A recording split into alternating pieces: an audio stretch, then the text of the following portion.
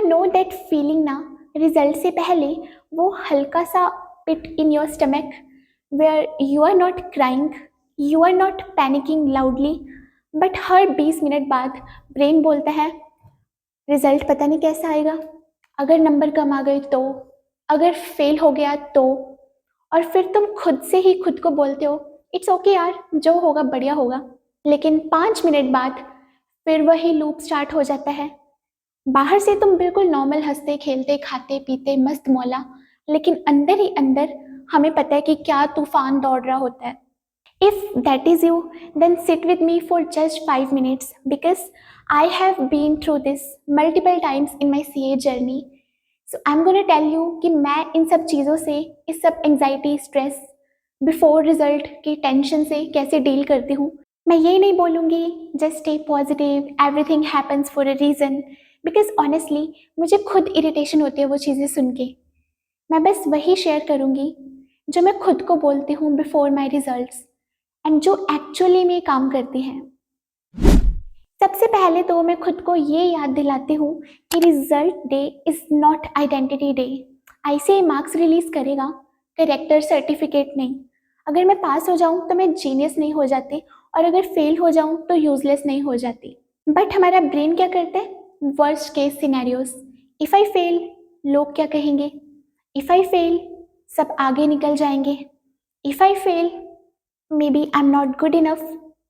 So I literally tell myself कि एक PDF तुम्हारी पूरी जिंदगी डिसाइड नहीं करता। तुम एक एग्जाम नहीं हो, तुम एक पर्सन हो with hobbies, with patience, with personality, with unfinished Netflix episodes. Second thing, मैं ऑनेस्टली खुद से पूछती हूँ did I do what I could. ऐसे सवाल मत करो कि did I study 14 hours a day with perfect focus and Himalayan discipline. मैं बस इतना पूछती हूँ खुद से did I try, did I show up, क्या मैंने मेहनत करी।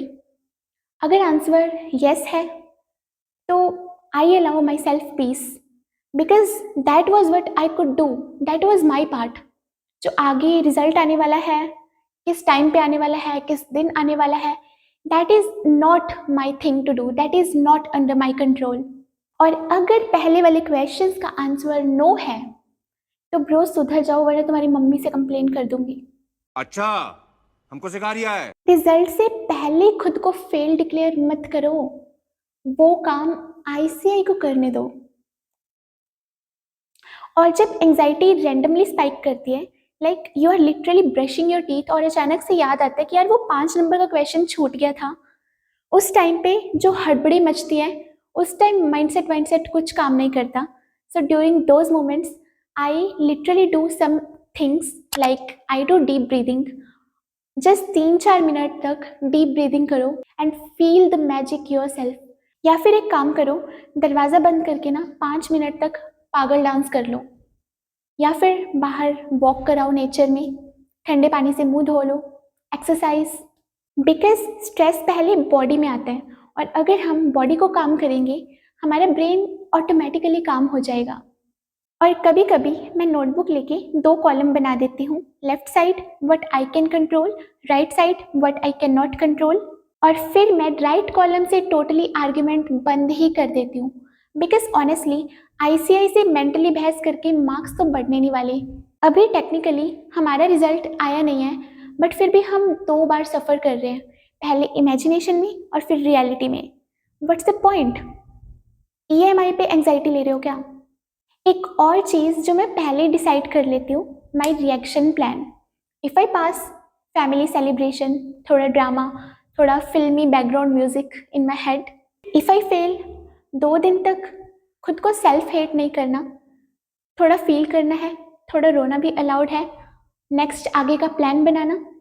बिकॉज जब ब्रेन को पता होता है ना आई हैंडल इट, तो डर काफ़ी कम हो जाता है, क्योंकि अननोन से किसको डर नहीं लगता, सबको लगता है।